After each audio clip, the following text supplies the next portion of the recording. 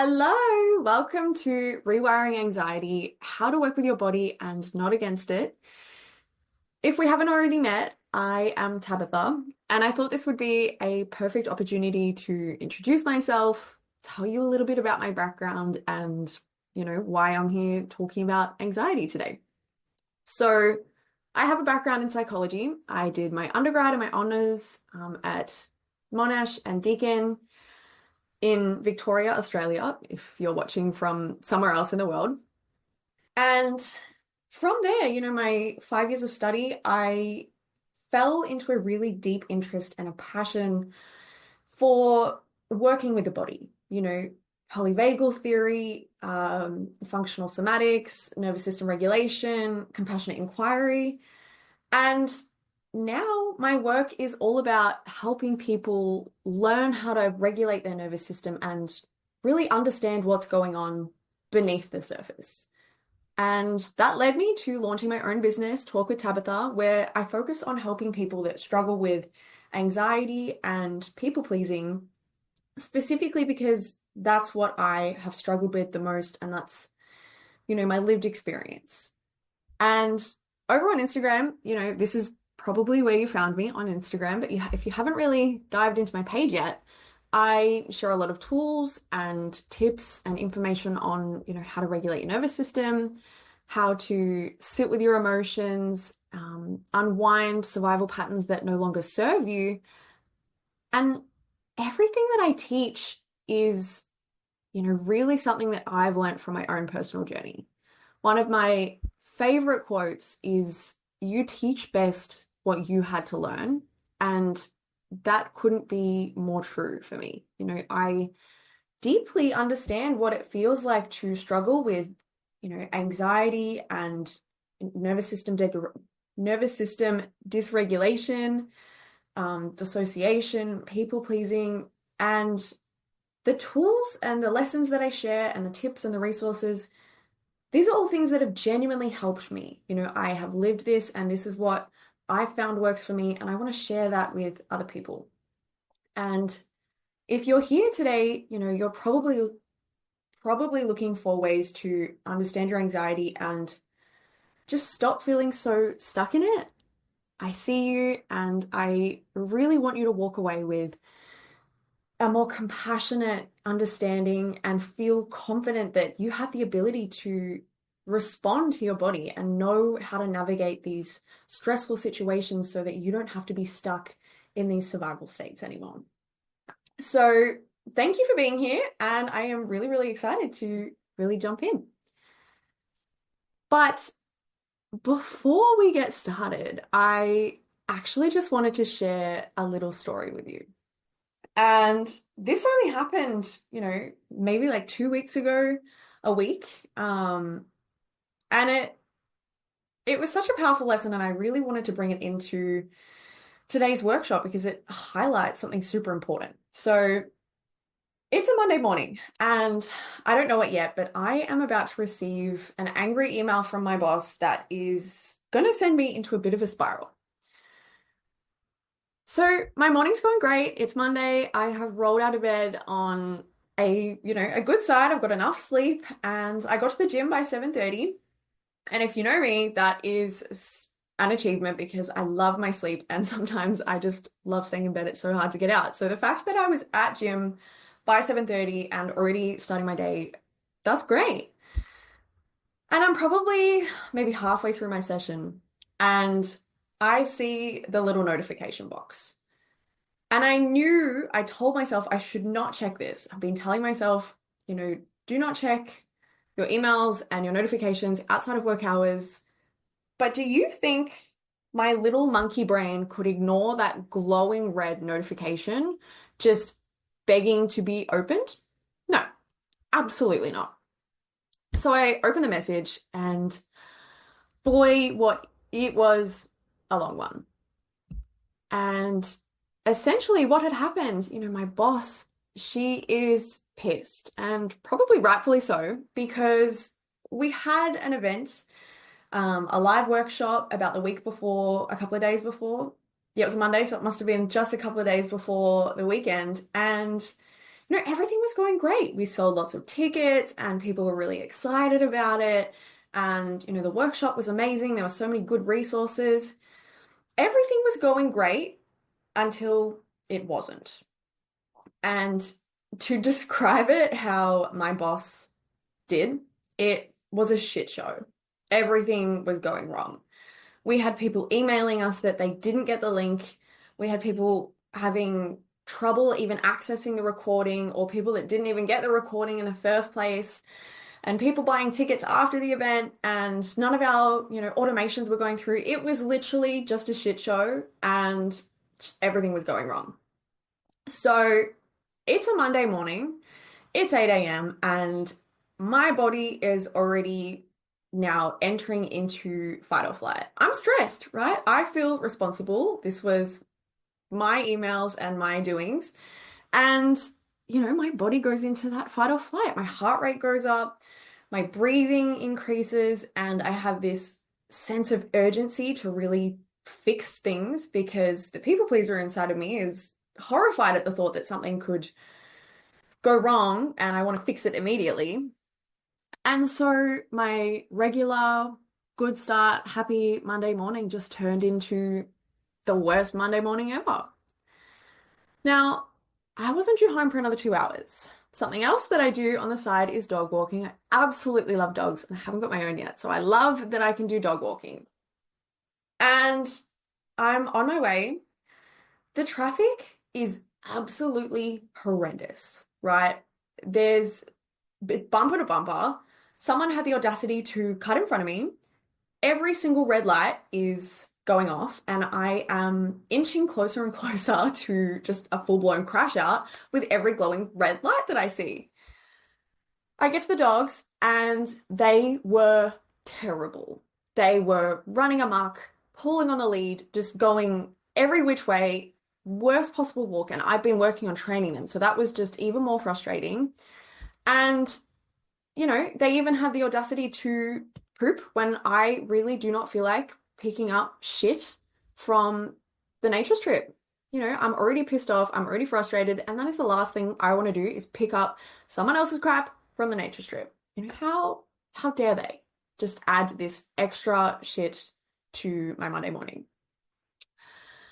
Now, I can confirm that I made it home and I checked in with my body. Before I even sat down to fix the issue, I checked in with my body. I needed a glass of water, and so I took a moment. I needed a moment to regulate, and so I did that. I used some movement. And then, I got the issue fixed. It was no big deal. I sent out a couple of emails. I fixed up the access, and it was really not that bad. And I had a moment to sort of sit back and really see, and this is why I'm telling you this story of my crappy regular Monday morning, because I wanted to highlight that your nervous system state will completely shape how you see the world. Let that sink in. Your nervous system state completely shapes how you interact, perceive, and connect with the world around you. My Monday morning was absolutely fine. I was at gym, I was on time, everything was going good until my nervous system became activated. I entered into that stress response state, and then all of a sudden, everything was just an added thing on my plate. Everything was really frustrating. The traffic was normal. It was, maybe it was busy because it was 9, 10 a.m. The dogs probably weren't as annoying as they would have been if I was in a calm and regulating state, because I'm not going to interpret the environment in, that fight or flight response, something that's coming against me, looking out for possible cues of threat and danger. And this is why being here and learning how to regulate your nervous system is so important. And I know what I'm about to say is so cheesy, but it's honestly true. You are giving yourself the skills by learning this, by being here, you are giving yourself the skills to genuinely have a happier, more connected, and well-balanced life. Because if you know how to move your body from that stuck anxiety state back into your safe state, you're going to interpret the world through, butterfly lenses. If I don't know if that's an expression, but you're going to connect with the world. It's going to be safe and you're going to want to explore and be curious. And so, thank you for being here. And I think you should just take a moment and, consider how important this work is and how amazing it is that you are here and you're ready to learn and you want to make a change. So, with that, now I will probably be taking lots of sips of my water because when I do these workshops, I get so passionate and I get such a dry throat. So, with that, let's jump into what we're going to be running through today. Today's agenda. So, we're going to look at what is anxiety, why do we feel it? We're diving into pretty much the evolution of anxiety and how it even came about, and really understanding, the basic components of the nervous system. Then we're going to jump into our 4 survival states and talking about their characteristics, what they feel like, their physiological changes, and the signs and signals that you can look out for. From there, we go into everybody's favorite, the tools to regulate your nervous system. I've got 2 types of tools that I'm going to share with you, all guided so you can, sit back, watch, and I'll guide you through them. And you can even practice and, experiment along while I'm talking you through them if you want. So we're going to have movement-based tools to help complete your stress response cycle, and then relaxation-based tools to help activate your vagus nerve. And if all of this makes no sense, don't worry. We're going to dive in and I'm going to explain it. And then we're going to look at building your own regulation routine, all the tips and the tricks on how you can build your own routine and find a consistent, flexible routine that really works for you and your lifestyle and your body. And so, at the end of this, actually, as well, before we move on, I also have something special for those who want to go deeper. Now, this workshop is take what you need. And if you're not wanting to go deeper and you just want to have today's workshop, take the tools and run, absolutely go for it. But if there is people that want to go deeper, I am going to be sharing a special offer at the end. But yeah, feel free to just take what you need from this workshop, or, you can tune in and see what the next steps might be if you want to go even further. So with that, let's jump into the evolution of anxiety, how it all started. So, despite what you may think, anxiety is not your enemy. It's something that's really been demonized and it's given a bad rap because we struggle against it. It creates that discomfort and restriction. But at the end of the day, when you really strip it back, anxiety is your nervous system's way of trying to protect you.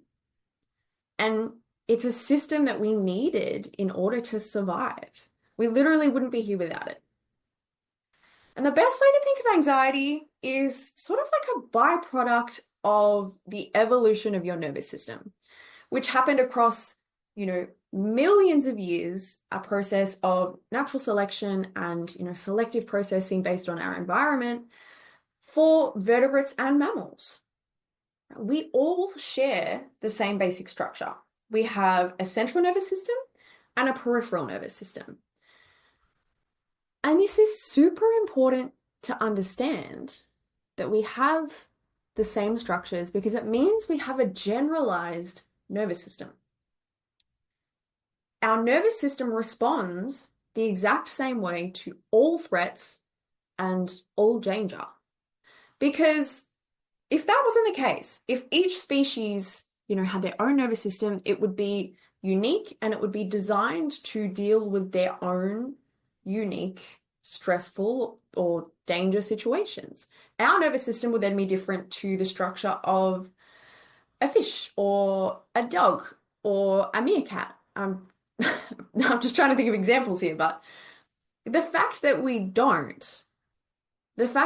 all share a very similar structure means that whether you're a human or a dog or a cat or a fish or whatever mammal or vertebrate, we all share a similar system where cortisol and adrenaline is released into the body, and that creates the physiological changes activating your body into fight or flight. It gives your body the energy you need to respond to danger. So why does this matter? Why does it matter that our nervous system is exactly the same? Well, because that means that our nervous system, our human nervous system, is exactly the same system that it was 300,000 years ago when we were just, coming into our new species as Homo sapiens. It is exactly the same system.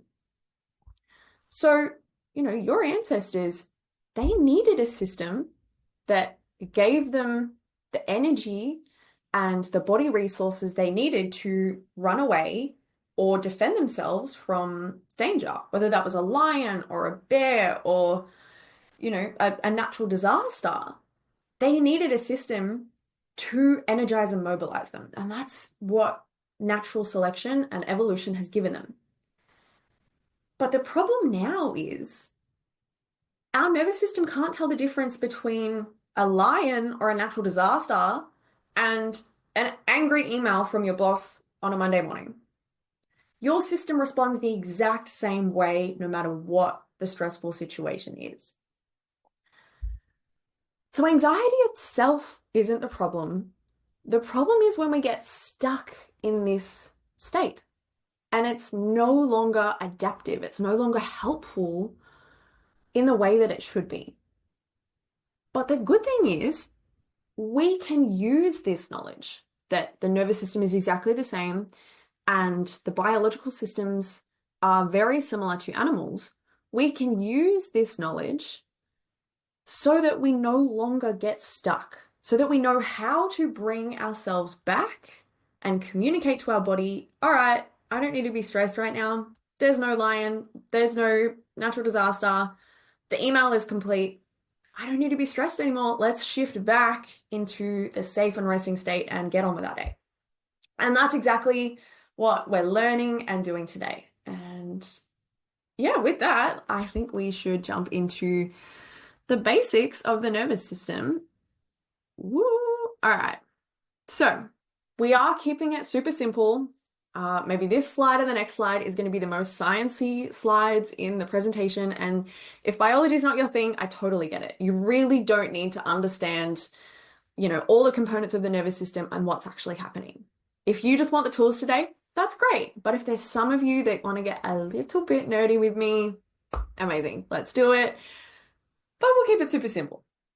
So I thought I would give you an overview of the nervous system. So we've understood the evolution, and now we're going to look at, the nervous system as a whole, because there are so many different parts to it. So your nervous system, the two main components are your central nervous system and your peripheral nervous system. So your central nervous system is your brain and your spinal cord. And this is the part of the nervous system that really differentiates us from, other animals. Our brain and our spinal cord, this is what gives rise to our conscious thought, our emotions, our ability to, move and think and memory and learning, right? This is your central nervous system. Your peripheral nervous system is all of the nerves outside of your brain and your spinal cord. And this is what connects the brain and the spinal cord to the rest of the body.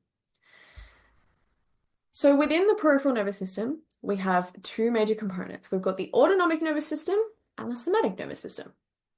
Now, the somatic nervous system links the brain and the spinal cord to your skeletal muscles. And this is responsible for, your voluntary movement, your ability to pick up a cup, write a pencil, kick a ball, all voluntary movement. As well as voluntary movement, it's also your five senses. So this is all the nerves that connects your brain to your senses, whether it's, touch, taste, smell, sight, and hearing. The autonomic nervous system is the part of the nervous system that regulates all of the involuntary functions. So all the things you don't have to think about. So you've got your heart rate, your breathing, your digestive system. And this is the part that we really dive into and really open up and explore, because this is responsible for your body's stress response state. So your autonomic nervous system has then two more divisions. I know there's so many divisions. Remember, you don't need to know them all, but these are the two that we're really going to focus on today. Your parasympathetic nervous system and your sympathetic nervous system.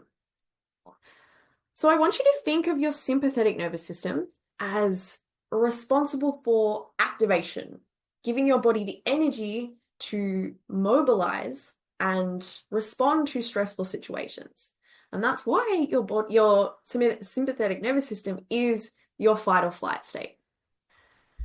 Your parasympathetic nervous system, on the other hand, is responsible for your rest and digest and your energy conservation. So keep that thought in your mind. We're going to come back to that in a little bit. But a really good way to think about these two systems is they counterbalance one another. So the parasympathetic nervous system is going to counterbalance the sympathetic and bring your body back down to its safe and resting state. But if your body's in a stress response, your parasympathetic is going to go down and your sympathetic is going to go up. So they really act in that sort of like seesaw motion. With that, let's look at what actually happens when our body, enters into a stress response and comes across a possible threat or danger. Now, this is the last little nerdy bit, and I know it's getting a little bit further in, but just stick with me. We're nearly done all the biology nerdy bits. So, this is your stress response cycle. Now, you may have heard of the amygdala before. It is a big part of emotional processing, memory, learning, but it's also involved in your threat detection. So your amygdala, there's, two sides to it. So there's one in each hemisphere. It's really center of your brain. It's really in the middle of your brain. It's in the temporal lobe, and that's important to know because it's just below the prefrontal cortex, meaning that it is out of your conscious awareness, right? So all of these processes are happening out of your conscious awareness. So your amygdala is constantly scanning the environment for cues of danger as well as cues of safety. Now, should it recognize a possible threat, right? It doesn't have to be absolute, just a possible threat. If you see something in the corner of your eye that could be a snake, when really it's just one of those long door stoppers, your nervous system, your amygdala might recognize that and say, oh my God, that could possibly be a snake. I need to activate. So it's going to send a signal to your hypothalamus, right? And now we're activating the HPA axis. This is your hypothalamic pituitary adrenal axis. Oh, that one's so hard to say every time. I really have to slow it down. So this is your HPA axis. So your amygdala sends a message to your hypothalamus. Your hypothalamus then sends a signal to your pituitary glands, which then in turn send a signal to your adrenal glands.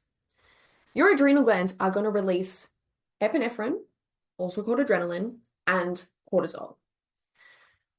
So it's these two hormones, your adrenaline and your cortisol, that are really activating for your body. They are going to create the physiological changes that's giving your body the energy it needs to either run away or defend itself in a dangerous situation. Right? This is your body giving you the energy that you might need if you need to run away from that scary door stopper thing that looks like a possible snake. And, something really important to understand is that this is like a feedback cycle. So if your amygdala has interpreted a threat and it realizes that is actually a snake, this is going to create what's known as the stress response cycle. And until you have used up the adrenaline and the cortisol, your body is going to stay in that stress response cycle. It's just going to go round and round in circle. Your amygdala will continue to activate and your body will continue to release cortisol and adrenaline into your system. Until you have used up that energy, created by the cortisol and the adrenaline, this cycle is going to continue. And this is where, our nervous system regulation comes in. This is how we use up the energy so that our body can go back to our safe state. Now, once the stress response has activated, your body is then going to shift into your survival states. And that's what we are going to get into now, your 4 survival states. Now, I say survival states, although I guess the first one, it's not really a survival state. This is your, safe and social. This is so you can think of it as like your 4 nervous system states, 3 of them being survival. So your 4 states, you've got your safe and social, you may know it as your rest and digest. You may know it as your ventral vagal safe and connected state. It's got a couple of names, but they all really mean the same thing. Then we've got our fawn response, our fight or flight, and the freeze. And the reason I've put them in this order, right? This is a specific order, safe and social, fawn, fight or flight, freeze, is because the body has a chronological order that it will shift through going through these states. It will start off in safe and social, all systems usual. The amygdala is noticing cues of safety. A possible threat happens and your body will shift into fawn. If the fawn response doesn't alleviate the danger, it's still there. We kick it up a notch and we go into fight or flight. If that still doesn't get rid of the danger, it's still present, your body will then shift into a freeze response to help you manage that overwhelm. So let's dive in, taking a look at each of the states and the signals that you might notice. Hydration break. Okay. So you're safe and social. As I said, also called your ventral vagal state, rest and digest. It is your system functioning as usual. All systems go, business as usual. This is your relaxation, rest, healing, digestion, but it's also your body's ability to connect and engage with the world around you, right? This is why it's called your safe and your social state. So the physiological characteristics, you're going to have a really steady, maybe slow heart rate, slow to resting. Your breathing is going to be regular and deep. Your pupils are going to be small because you're focusing on really close things, right? On your laptop, or maybe you're writing notes, reading something. These are all things that are happening really close distance. Your muscles are going to feel really relaxed, and all systems, whether it's your reproductive, your digestive, your immune system, all systems are functioning at their optimal level. So some signs that you might be in this state are you're feeling super connected to the world around you. You're compassionate and you want to see other people and connect and engage, or you feel, really balanced. You don't have to feel like connecting with others, but you just might feel relaxed, content. It's about also enjoying your solitude. You have a curious mind and you're open to, thinking about really big picture problems. These are all really good signs that you are in your safe and social state. And, this is where we want to be most of the time. But there are times where we actually do need to be in that fight or flight, fawn, and freeze. The thing that I want you to take away today, both the tools, I want you to take away the tools, and we're going to go through that in just a minute. But I also want you to recognize that these states, they're not good or bad. Whether it's safe and social, fawn, fight or flight, they are not inherently good or bad, and they're all necessary. Remember, like I said, we needed these systems and we still need these systems to keep us safe. The problem is when we get stuck in these systems. So let's say your amygdala is scanning the environment and it's noticed a possible sense of danger. Now, this one, fawn response, specifically is really related to people. So maybe you have a sense that someone's gotten upset, something's gone wrong and you want to fix things. This is the fawn response. It's designed to diffuse threat and really avoid confrontation to create safety. And it's really interesting. This state is, my most the one that I am interested in the most, because this is the one that I struggled with the most. This is really where I got stuck a lot. Not only, form, but I would cycle between freeze, fight or flight, but I really, really resonated with feeling stuck in fawn response. And it's a super interesting state because it's what we call a blended state. It's got signs of sympathetic activation and, parasympathetic freeze.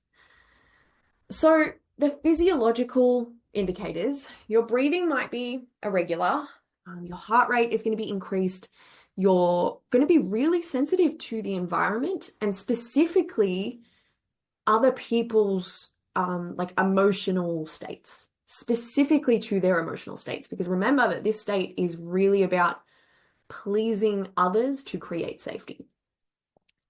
Not only are you going to be hyper aware, so that hyper awareness is connected to your sympathetic state, you're also going to have a lowered prefrontal cortex activity. And that's where the brain fog and the dissociation and the disconnection comes in.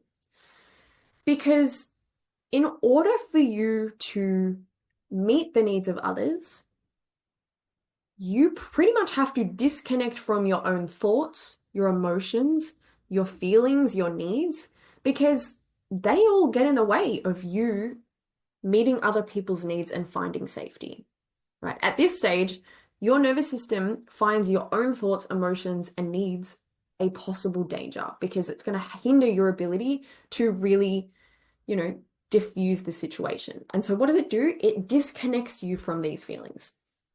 So some signs that you might be in this state, right? You're going to have a really difficult time saying no because you're trying to diffuse the threat. You want to say yes to make everyone happy. It's really keeping the peace.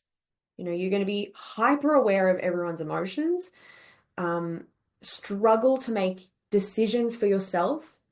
And, you might notice that you're struggling to hold boundaries and struggle with rejection and criticism because you find safety by keeping others happy and by, setting boundaries that can make some people unhappy. Facing rejection and criticism, that's a sense of rejection that you've done the wrong thing. And so these are some signs that you might be stuck in that state.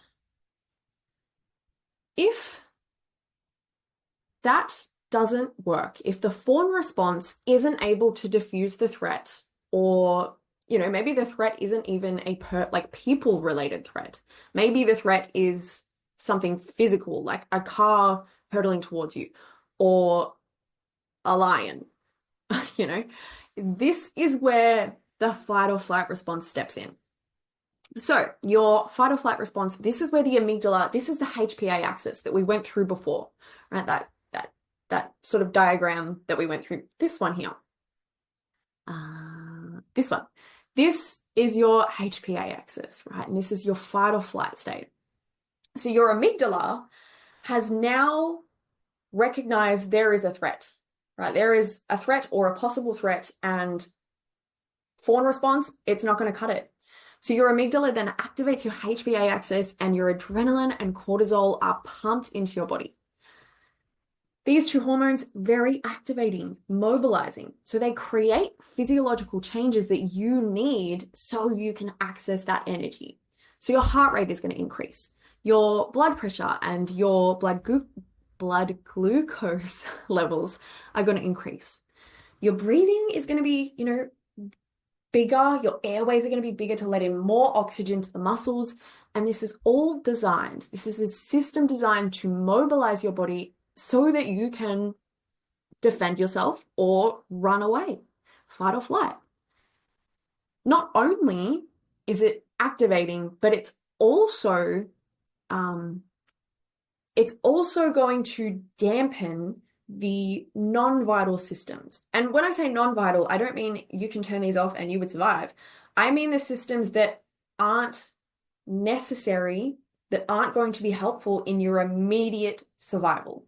So that's your digestive system, your immune system, your reproductive system. These are all going to be lowered so that your body only sends energy to the places that are going to help you in this immediate response. This is designed to be a short, you know, a short response. It's not meant to be a prolonged response. And so that's why it can also be, a conservation. So, some signs that you might be stuck in this state. You are going to be thinking of worst case scenarios. You're going to be ruminating. You can't think of anything else because your mind is so focused. It's a one-track mind. The only thing that your body is focused on right now is getting away from the danger. And that's why you struggle to think about other things. So you can't concentrate. You're breathing, short, sharp, tight. Your muscles, you might notice twitching. Sometimes I notice my eye twitching, or this weird spot in like my abdomen starts twitching, and that's because your cortisol and adrenaline has given your body so much energy. And so you might naturally notice some shaking, some twitching. You're going to be super hypersensitive to light and sound because your brain is so focused on scanning the environment to give you a way out or defend yourself. But remembering what I said before, these states can become demonized. They get a really bad reputation, but they're really, really necessary. And in fact, it's not always the life-threatening situations. It's not always, getting chased by a lion or moving out of the way of a car. Your sympathetic state, which is your fight or flight state, your sympathetic activation, the energy state, it's also what allows you to play sport or have intimate moments in the bedroom or get really excited and laugh with your friends and going to concerts and festivals. Or, there's so many beautiful moments in life that wouldn't be possible without this activation of our sympathetic nervous system. It's only when we get stuck in these states and it's no longer helpful. That's where the struggle gets. There's nothing bad about this state. There's nothing bad about your fight or flight response. We don't want to get rid of it. We can't get rid of it. We need it. Otherwise, we literally wouldn't be able to enjoy our life. It's only when we get stuck. Now, if the fight or flight response doesn't work, the threat is still there. Maybe it's something ongoing. Maybe it's something you can't even do anything about. This is where your freeze response comes in. Now, if you remember before, your parasympathetic nervous system, yes, it is your rest and digest state, and it's also your conservation state. And this is what I mean. This is your freeze response, your survival conservation. This is your system's last resort when there is no other possible way. The threat is, there's no way around it. This is your body's way of helping you deal with pain and overwhelm. So your vagus nerve. My throat. Okay. So your vagus nerve is the main component of your parasympathetic nervous system. And this is going to take over from your sympathetic nervous system. That counterbalance is, it's happening. Your vagus nerve is activating and it's dropping your sympathetic activation. So your cortisol and adrenaline are going to drop. As well, your endorphins and your opioids are going to rise. And this is where the numbness and the disconnection comes in. So physiological changes. Your heart rate and your blood pressure are going to drop very low. Your breathing is still going to be irregular and shallow. Your muscles might now, instead of having lots of energy, they're going to feel really weak, really heavy. It's going to be really hard for you to get up and do things. And your body temperature, that's going to be really, that's going to be lowered. It's your blood flow is reduced, your blood pressure is lowered because your body is focused on survival through conservation. This is your body's way of helping you disconnect from the danger situation that is imminent and, inescapable, or seems that way. Your prefrontal cortex activity is going to be lowered, and that's where the brain fog and the dissociation comes in. And your pain tolerance is going to be increased because your opioids are up and your endorphins are up to help you manage that pain and overwhelm. So signs that you might be stuck in this state, you have that sense of hopelessness, the low motivation, you can't do anything, you can't get out of bed, your muscles are really, really stiff and hard, and it feels really difficult to do anything. And you might even feel like you're just watching your life from the back seat. You might feel like you are watching yourself interact with the world, or you might feel almost just trapped in your body. You feel disconnected from the world around you and your emotions. And this is all because your opioids and your endorphins have increased and your prefrontal cortex activity has lowered. But remembering this state, again, is designed to protect you. And there's some really important moments that we would need this in our lives. If you have experienced a really difficult phone call, or even just the most overwhelming, stressful day at work, you come home, you crash on the couch, you're in a blanket, you're glued to your phone, or you're watching a movie, and you just want to just switch off. This is your freeze response, your parasympathetic nervous system. Its way of trying to protect you and keep you safe from that overwhelm. So remembering again, it's only when we get stuck that the struggle is created. We need all of these systems and we don't want to get rid of them. We just want to know how we can navigate our way out when we don't want to be in them anymore. And that is where your regulation tools come in. And, next slide, please.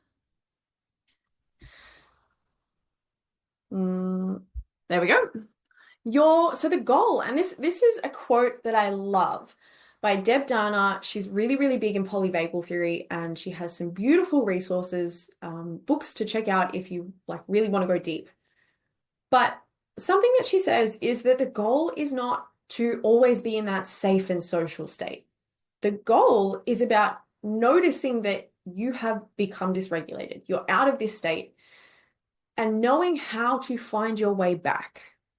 That's what a regulated nervous system is. It's a state that, it's a state that can come out of regulation, it becomes dysregulation and can come back. And that is why we are going through our nervous system regulation tools. So we are going to go through two kinds of tools. We are going to go through tools to complete your stress response cycle and tools to activate your vagus nerve. So when it comes to knowing what tool to choose, what I want to say, some people, and I understand this so much because I think it's been a culture created on social media that says you need to get it right or you will make it worse. And I really want to start deconstructing that narrative. It's not that you have to use the right tool. These tools, essentially, they all have the same goal, to bring you back to your safe state. It's just that some tools might be more effective for one state than it is for another state. But if you use one tool and you find that it's not effective, it's not going to make it worse. And that's something that I don't want you to be afraid of trying these tools. Instead of thinking about how long should I use a tool for, what tool should I use, I really want you to drop that and put on a hat of curiosity. I know that is so cringy. That I really want you to, invite a sense of curiosity. And you'll notice when we go through these tools, I'm not going to tell you how long to use a tool for. I'm not going to say use this tool for 2 minutes, use this tool for 5 minutes. I am going to say, here's a tool. Notice what you're feeling beforehand and observe how your body responds. That is how you will begin to learn the language of the body. You will begin to understand, okay, this is the state that I'm in. I'm in fight or flight right now. And this is the tool that I know is going to work best. And something that's one really easy rule for you to remember when you're trying to figure out a tool and what might work best, we're going to have tools to complete the stress response. These are our big movement-based tools, which are going to be really good when you're in that fight or flight state, right? Your cortisol and adrenaline are really high. These tools, the movement tools, are designed to lower your cortisol and adrenaline, bringing you back to your safe state. The vagus nerve tools, on the other hand, these are probably going to be better for your freeze response because they are designed to bring up your energy, activate your vagus nerve, and help you shift back to your safe state. But that being said, you could use one tool from each category every time and you could have your bases covered. And that's what we call a, somatic sequence, using multiple tools together to create a really beautiful regulation sequence. So don't be afraid to try out these tools in different situations. And with that, all right, let's jump in. Everybody's favorite part, we're doing the tools. So we're going to have 3 tools for each category. So we've got 3 movement tools and then 3 vagus nerve tools. So the first movement tool is going to be your energy flow swings. Let's see if this video works. I really hope it does. Beautiful. Oh, might lag a little bit at the start. So you're going to start in a standing position and take a deep inhale in as you raise your hands up. As you exhale through your mouth, you are going to puff out your cheeks while you're exhaling and you're folding forward. And you're really creating that swing motion, right? So your arms come up, you're inhaling, and you're folding forward as you exhale. And you're using that swing of the arms to really bring yourself back up and, you're using that momentum. And again, these movement tools, they're all designed to use big movements and breathing to lower your cortisol and adrenaline in that fight or flight state and help you shift back into your resting state. So we've got our energy flow swings. Next up, again, similar intention, using really big movements to complete the stress response cycle, lowering your cortisol and adrenaline. This is heart opening swings. And this is really, really good to get a really nice stretch through your chest. When we get stressed, we hold a lot of tension in our shoulders. We can hunch forward, especially if you're at a desk job. And this is a really, really good way to invite big movements, lowering cortisol and adrenaline, but also opening up any of that tension in the chest. So you're going to start again in a standing position.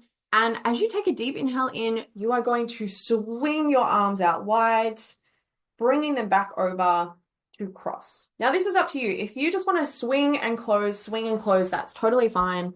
I like to add in, right hand on top, swing, left hand on top for a little bit of bilateral stimulation, getting both hemispheres of the brain going.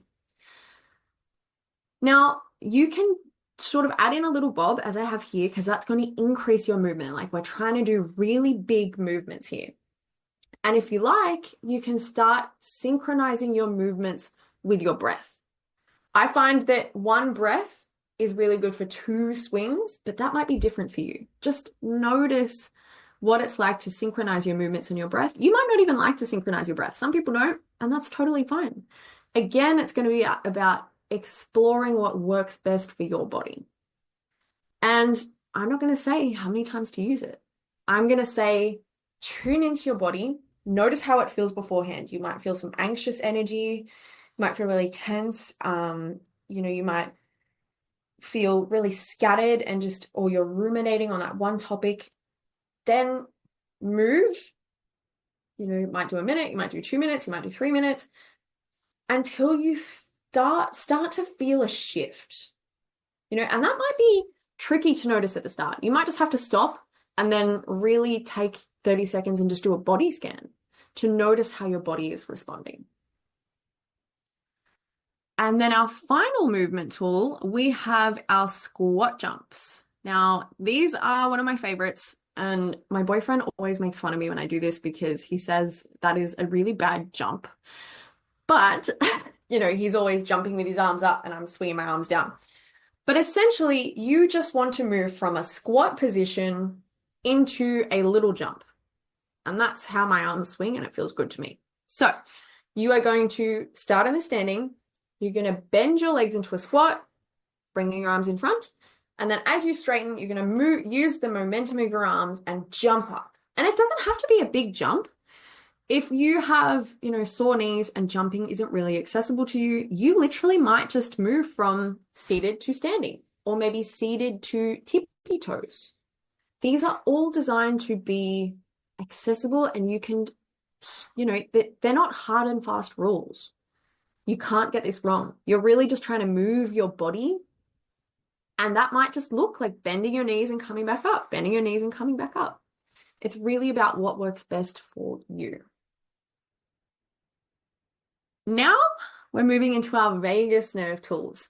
And for obvious reasons, I didn't include a demonstration of a cold shower. So you'll just have to have a little visual of a shower. There we go. So we have cold showers. And the reason that I've included these in the vagus nerve tools, because cold exposure is also very good for your fight or flight. This is one of the tools that's amazing for both. Like, you're not going to be able to get this wrong. And it's also a really good tool that you can use in public if you're feeling really anxious. Now, not a cold shower. Obviously, you're not going to be able to have a cold shower in public, but using cold water or ice blocks or a cold can, placing them on your wrists and your neck, that is a really, really good tool that you can use in social settings to help really break the cycle of the panic and shift your body back to its resting state. Because what it does, and this is why cold showers is so good for your vagus nerve, it intentionally activates you a little bit. So your sympathetic nervous system is going to switch on a little bit. And for your body to come back to its safe state, your vagus nerve then has to switch on and bring you back to your resting state. Remembering that the vagus nerve is a part of your parasympathetic nervous system. And by intentionally activating your vagus nerve, you are strengthening its response over time. And it's going to get more, it's going to become stronger. Your vagal tone is going to become stronger as your vagus nerve gets better at responding and counterbalancing your sympathetic activation. So essentially you are building resilience in your nervous system to counterbalance stress. And that is incredible. Your vagus nerve, you can think of it like a muscle. The more that you do cold showers for an extended period of time, the better your resilience is going to become. So there's two sort of ways you can do cold showers. You've got option one, at the end of your shower. So this isn't something you want to do at the start. You want to do this at the end, because if you do your cold at the start and then you are just immediately switching to hot, you're not giving your vagus nerve time to bring your body back to its safe state. You're essentially defeating the purpose. So option one, at the end of your shower, you are going to slowly begin turning the shower to cold. And give your body 10 to 20 seconds to sort of acclimatize and get used to that, the lukewarm, the warm, the lukewarm, a little bit cold, all the way until you get to a point where you move the tap and you feel that gasp. That is your gasp reflex. And that's a really good sign that you've initiated the cold sort of tiny little activation. And now your vagus nerve is going to switch on to help your body come back to its resting state. While you're here, you're going to focus on breathing, relaxing your muscles as much as possible, and just allowing your body to become a little bit activated and bring itself back to its safe state. Now, your first shower, you might only be here for 5 seconds, 10 seconds. As you get used to it, you'll notice your tolerance increases and you're able to, get to 30 seconds, a minute, 2 minutes. But we really want to start off slow and just allow the body to sort of build that tolerance and get used to activating, switching on your vagus nerve. Option 2, now this one, it's really just going to depend on what you prefer. Option 2 is, instead of slowly shifting it to cold, you just crank it straight away. You step out of the shower water, crank it to cold, let it get completely cold. Then you can start by first wetting your arms, maybe your legs, and just letting your exterior parts get accustomed to the cold. You might do arm, leg, repeat it. And then once you feel a little bit comfortable, I'm not going to say you'll feel comfortable because it's cold, then you can switch and, wet your whole body. And again, it might be 10 seconds, 20 seconds. What's important is you're focusing on your breath, relaxing your breath, and relaxing your muscles. Switch the shower off and just notice how you feel. Notice what it feels like as your body moves from an activated state back to its resting state. And an added bonus for this, it is a really, really big release of dopamine. So you are probably going to feel really good.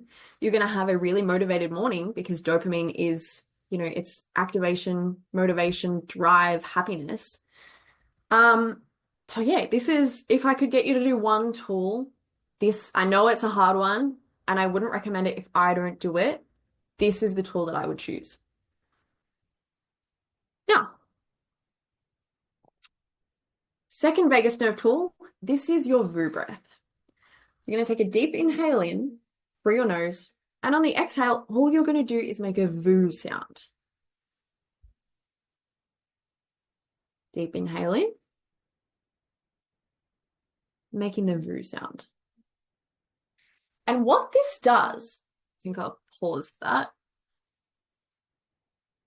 so we don't have the VU just going off in the background. Is that paused? No. Can I pause it? I don't think I can pause it. All right, so that's all right. What this does, this VU sound, it activates your vagus nerve by using the vibrations in your throat from the sound that you're creating. Because the vagus nerve, it starts, around the ears, it comes all the way around, down through your neck and into the rest of the body so that it can access all the vital organs.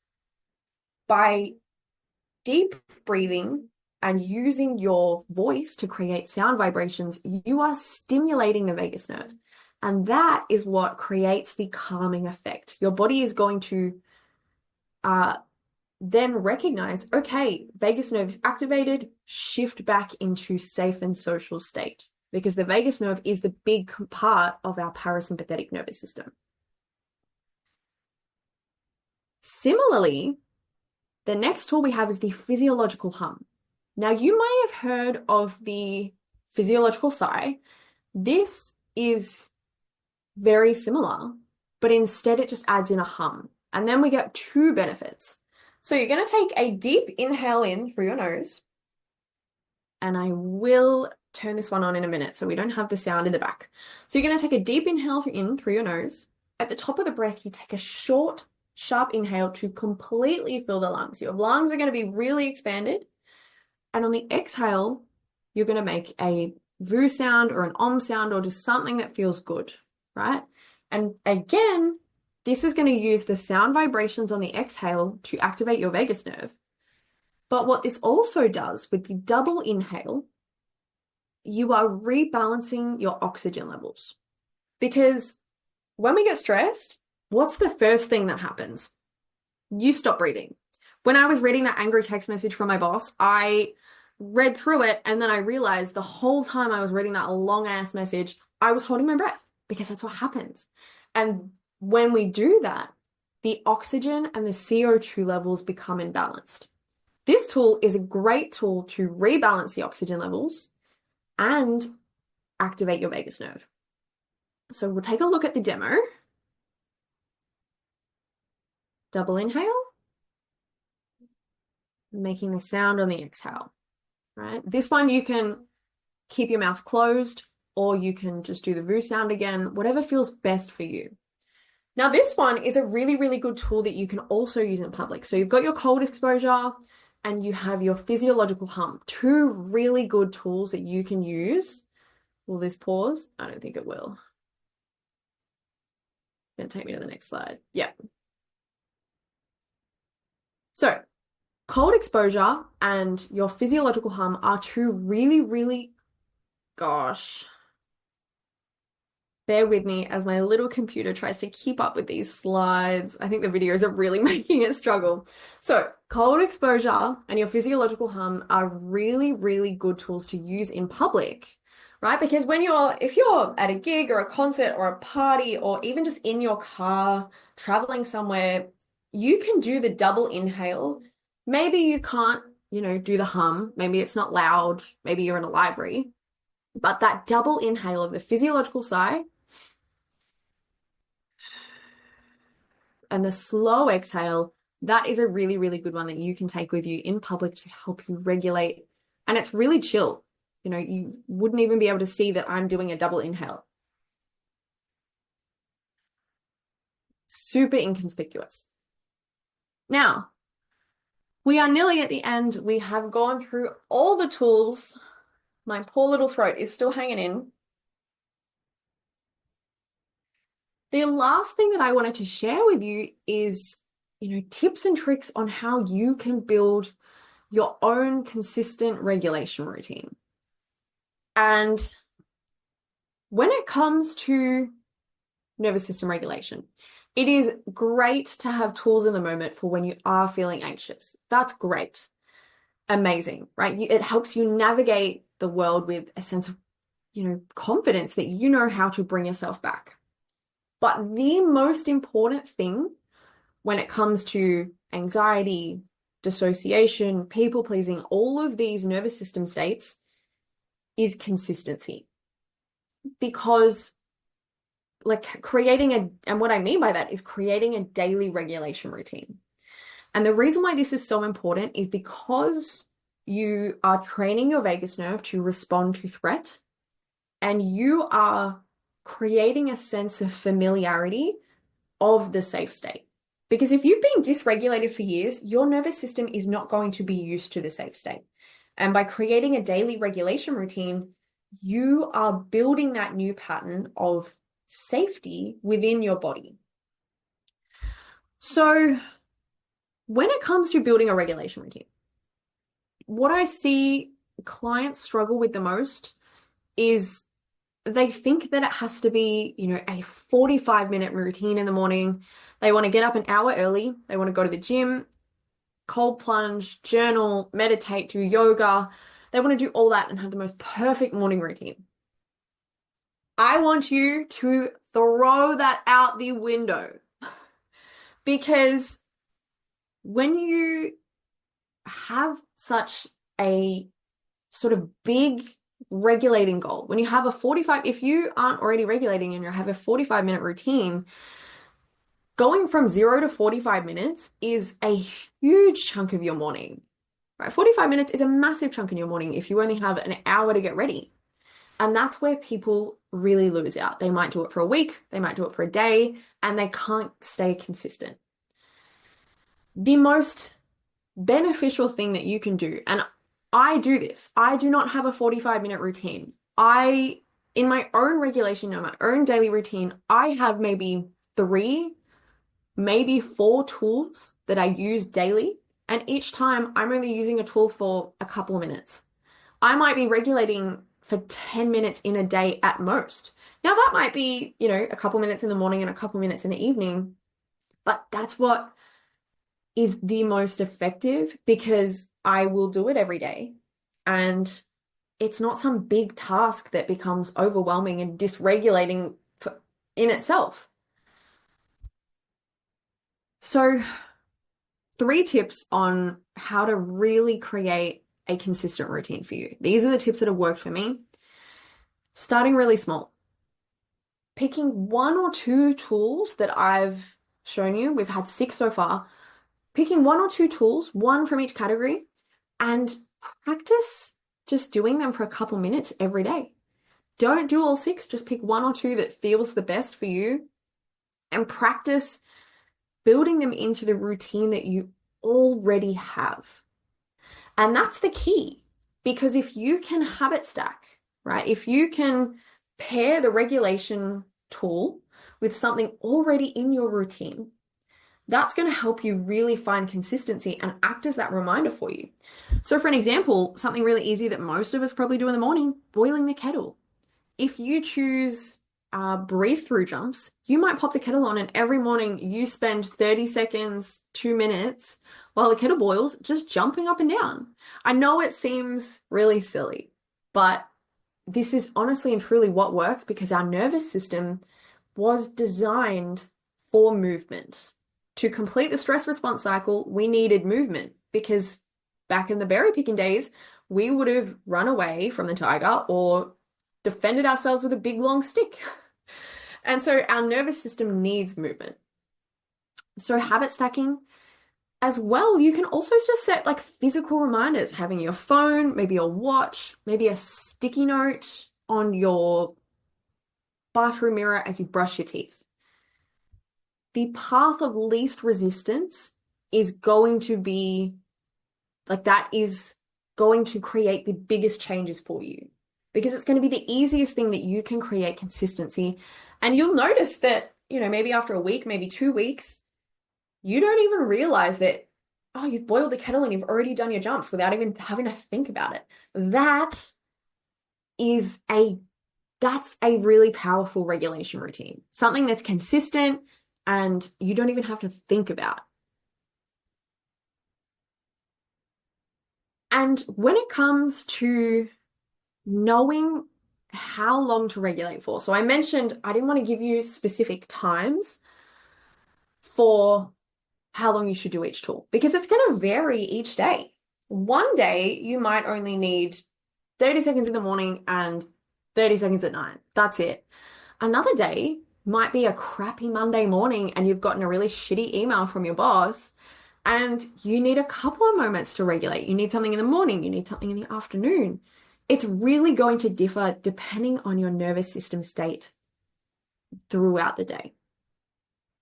But some signs that you can look out for if you are regulating, you might notice there's, a yawning sensation. You might feel like you need a yawn. Your breathing gets slow and deep, and your muscles, if you're in the sympathetic state, your muscles might start to feel that little bit more fatigued because you're using up all the adrenaline and cortisol, and you don't have all that energy pumping through your body. Or if you're in your freeze state, you might notice that you actually have a little bit more energy. It doesn't feel so hard to move now. You feel like you can get up off the couch and, have a little bit of movement. You don't feel so heavy and numb and disconnected. And so these are some of the signs that you can look out for and just notice how your body responds as you use these tools. And that's going to indicate how long you should regulate for, but it's also going to help you build that language of the body. Because if I sit here and tell you, do this for 2 minutes, do this for 5 minutes, you're not going to tune in and listen to the language and learn the language and know, oh, this is what it feels like to be in my safe state. And that brings us to the end. Now, I said at the start, if you just want to take the tools and run, go for it. This workshop is really just take what you need.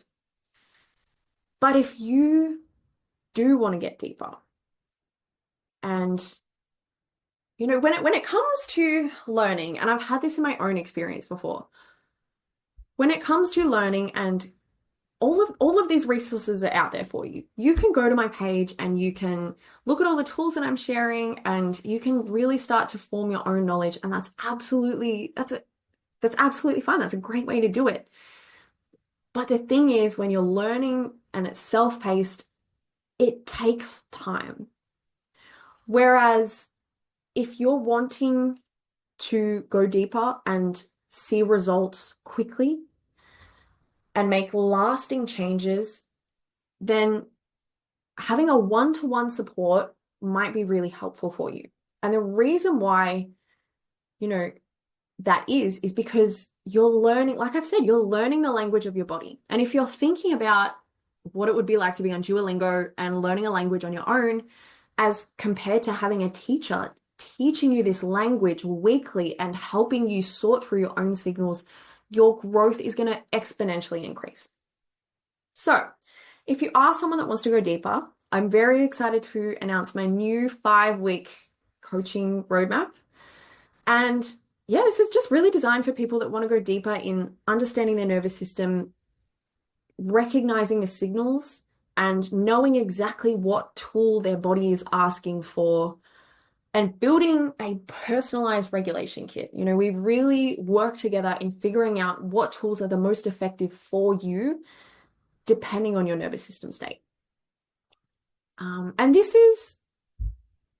is knowledge that is going to be with you for the rest of your life, right? It's something that it's a cornerstone factor. Learning how to regulate your anxiety, it impacts so many areas of your life. It's not only just not feeling anxious, it's your ability to connect with others. It's your drive and your passion and your motivation to go out and face the scary things, because you have the tools in your back pocket that can regulate you when things do get hairy, right? It's also your sleep and your immune system functioning, and it's really something that is going to be with you for the rest of your life. And even the people around you, if you have kids or you're thinking about having kids, this skill is one of the most important skills that you can have, because it's something that you are going to pass on to your children, knowing how to regulate yourself and your emotions and be there for them, as well as share these tools with them. So it's knowledge that's going to stay with you. And that's why I am so passionate. If anyone asks me about this, I will just go on a tangent with them. My friends are always asking me about like tools and things, and it's just, I wish I could scream this for the rooftops and for everyone to hear how important this is. And hopefully, this is the stuff that starts getting introduced to schools and workplaces, so that we can all learn how to regulate our nervous system. Because I honestly and truly think that so many of the world's problems would be solved if we all knew how to regulate our own nervous system. So with that, this is, it's a beginner-friendly program. You don't need any, you don't need any prior knowledge. I am there to walk you step by step through. I'm only going to have a small amount of spots available because I can only take so many one-to-ones on. So, there will be small amount of spots available, and then a wait list will be open after they're full. Yeah, I'm going to pop the link below for you if you do want to check it out. But otherwise, thank you so much for being here today and letting me ramble on and get nerdy and, learning how to regulate your nervous system. Yeah, I really hope you enjoyed it. And if you have any questions, feel free to drop me a message on Instagram, or you can email me.